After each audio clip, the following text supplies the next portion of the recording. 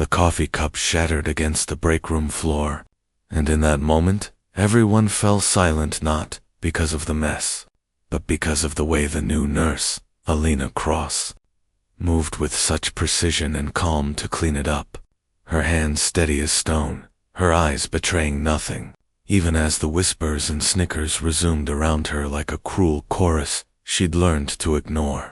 She had been at St. Catherine's Hospital for only 3 weeks, and already she had become the target of mockery from a tight-knit group of senior nurses and a few doctors, who mistook her quiet demeanor for weakness, her humility for incompetence, and her refusal to boast for a lack of experience. But what they didn't know, what none of them could have imagined, was that those same steady hands had once held the line between life and death in the most unforgiving places on earth, that her silence was not emptiness but the heavy stillness of someone who had seen too much, survived too much, and chosen peace over proving herself to people who had never been tested the way she had. It started small. The eye rolls when she spoke in morning briefings, the way nurse supervisor Brenda Cole would assign her the worst shifts and the most difficult patients, the subtle exclusions from lunch invitations, and the not-so-subtle comments about how some people just aren't cut out for high-pressure environments, delivered with a smirk that made Elena's jaw tighten just slightly before she let it go. The way she always let it go. Dr. Marcus Wren, a young trauma surgeon with an inflated ego and a habit of dismissing anyone he deemed beneath him, was perhaps the worst. He questioned her every move, double-checked her charts with exaggerated sighs, and once, in front of a room full of staff, said, "Maybe you should try a quieter unit, like geriatrics, where mistakes don't cost lives." And though Alina met his gaze with calm professionalism and simply nodded, something flickered in her eyes, a memory, a ghost of the operating tents in Kandahar, where she had performed emergency thoracotomies with mortar fire shaking the earth, where mistakes absolutely did cost lives, and where she had saved more than most of these people would ever know. She never corrected them, never defended herself, never mentioned the 8 years she had served as a Navy SEAL corpsman, the only woman in her unit to complete the program, the 3 bronze stars with valor tucked away in a box under her bed, the commendations signed by generals, the faces of the men she pulled from the edge of death, who still sent her messages on holidays to say thank you, to say she was the reason they got to hold their children again. Of that mattered here, she told herself, because she had left that life behind, traded the desert and the darkness for something she hoped might be normal, might be healing, might let her sleep without seeing the ones she couldn't save. But healing, she was learning, was not as simple as changing your uniform. The breaking point came on a sweltering Tuesday afternoon in late July, when the emergency department was slammed with a multi-vehicle accident, and chaos reigned in every corner of the unit. Elena moved through it like water, calm and fluid, triaging a young girl with a head wound, stabilizing an elderly man in shock, her movements efficient and precise. But when she suggested to Dr. Wren that a teenage boy showing subtle signs of internal bleeding needed an immediate CT scan, he snapped at her in front of everyone. "I've been doing this for 5 years, Nurse Cross. I think I know a belly bleed when I see one, and this kid is fine. Stop wasting my time with your paranoia."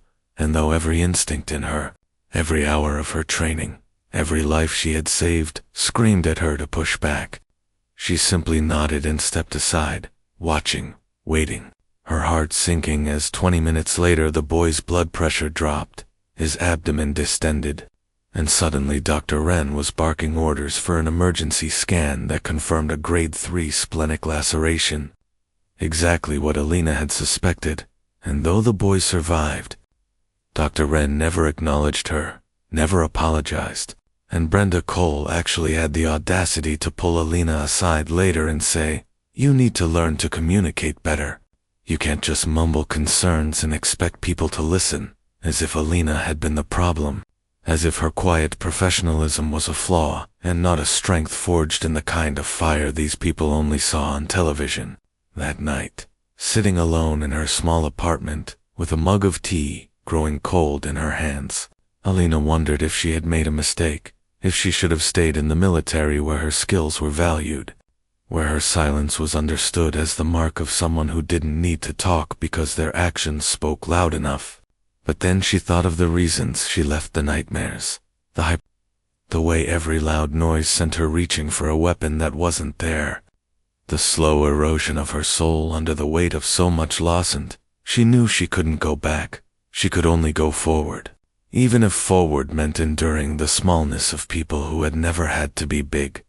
Everything changed on a Thursday morning that started like any other, with Alina arriving early for her shift, tying her dark hair back in a simple bun, pulling on her scrubs, and mentally preparing for another day of being underestimated.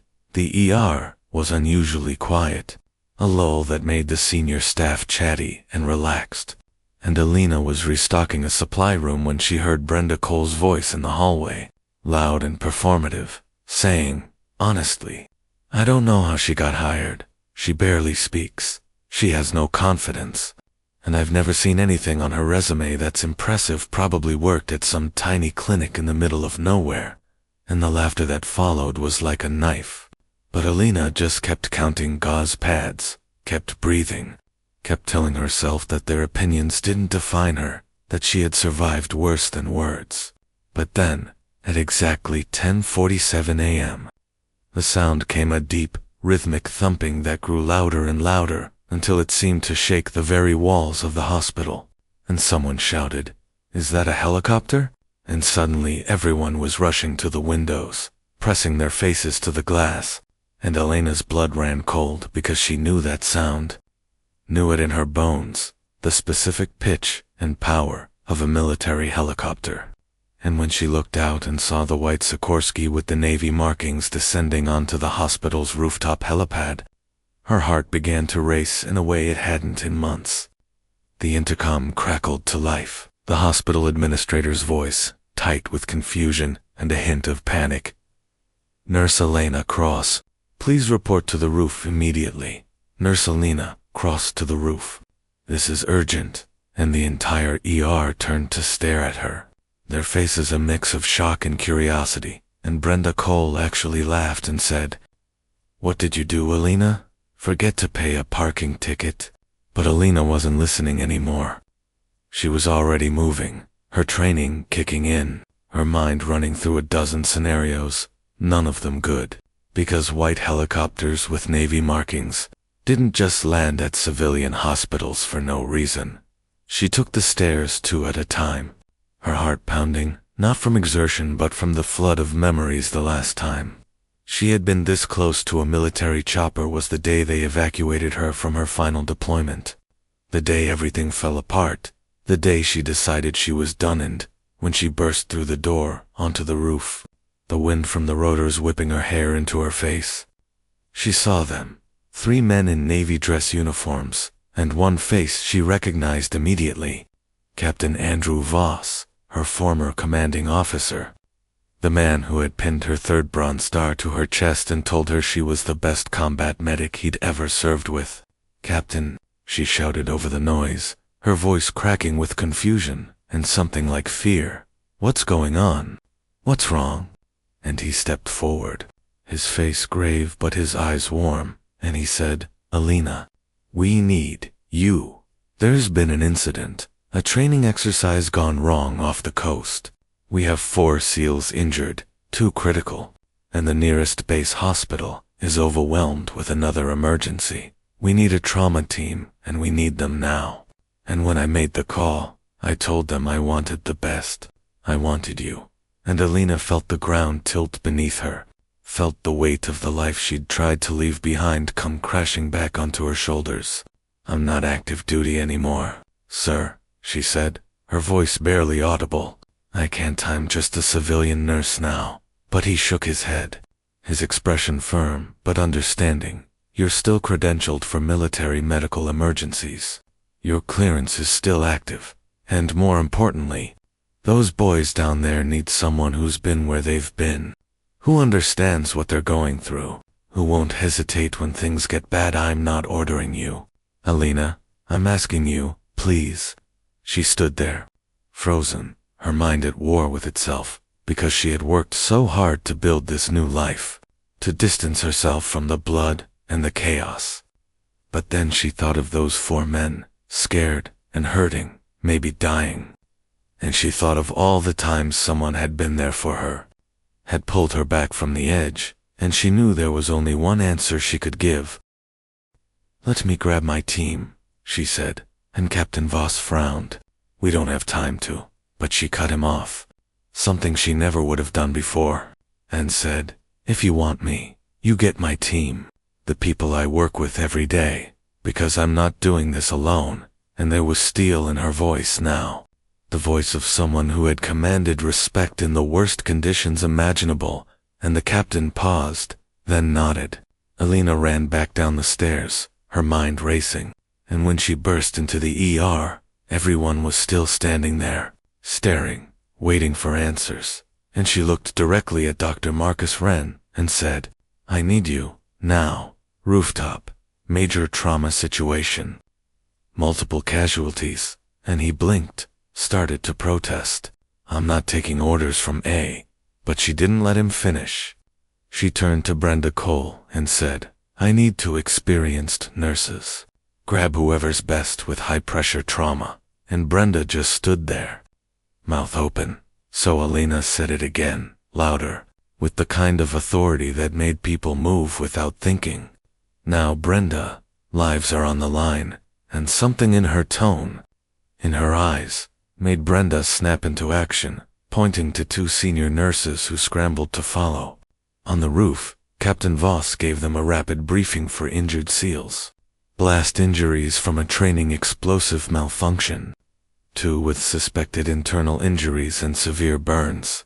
They'd be arriving at a secured location 10 minutes away by chopper. Alina and her team would be flown there to stabilize and treat, and as they climbed into the helicopter, Alina saw the fear on her colleagues' faces, saw Dr. Wren go pale as the aircraft lifted off, saw Brenda Cole grip her seat with white knuckles, and she moved among them, her voice calm and steady. "Breathe.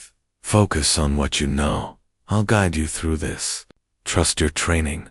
And it was the first time any of them had ever heard her sound like a leader, like someone who belonged in command. The secured location turned out to be a Coast Guard station where the injured SEALs had been brought, and when they landed and Alina jumped out, she transformed before their eyes. Gone was the quiet, meek nurse they had mocked, and in her place was someone else entirely, someone who moved with absolute certainty, who assessed the scene in seconds, who began barking orders with precision and clarity. "Wren, you're with me on the first critical. Brenda, take Sarah and handle triage on the other 2. Miller, set up fluids and get me a full trauma kit." And they moved because her voice left no room for doubt. The first SEAL, a young man no older than 25, with burns across his chest and arms and a piece of shrapnel lodged near his subclavian artery, was fading fast, his breathing shallow, his lips blue, and Alina dropped to her knees beside him, her hands already moving, checking pulses, assessing damage, and she locked eyes with Dr. Wren and said, "We need to intubate and stabilize before we can move him. I need you to prep for a field thoracostomy if his lung collapses. Can you do that?" And Wren, who had never performed one outside of a pristine operating room, hesitated, his hands shaking, and Alina reached out and gripped his wrist, firm but not harsh, and said, "Marcus, look at me, you can do this. I've seen you work, you're a good surgeon. Just breathe and trust yourself. I'm right here." And something in her eyes, something calm and unshakable, steadied him, and he nodded. For the next 2 hours, Alina led her team through the most intense medical crisis any of them had ever faced. She walked Dr. Wren through procedures he'd only read about, her voice a constant anchor. "Steady hands. Watch the angle. Good. That's perfect. You're doing great." She held Brenda's gaze when a young SEAL started seizing, and Brenda froze. "Stay with me, Brenda. Push the diazepam. You've got this."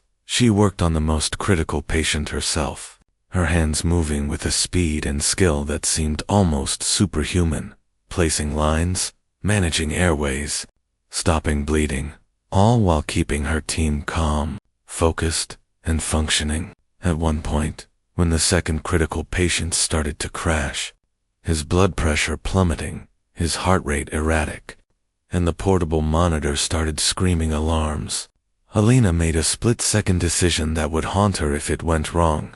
She called for an emergency pericardiocentesis, a procedure to drain fluid from around the heart, something incredibly risky in a field setting, and as she prepped the needle, she saw the fear in everyone's eyes, felt the weight of the moment, but her hands didn't shake, her voice didn't waver. She simply said, "I've done this before, more times than I can count. Trust me."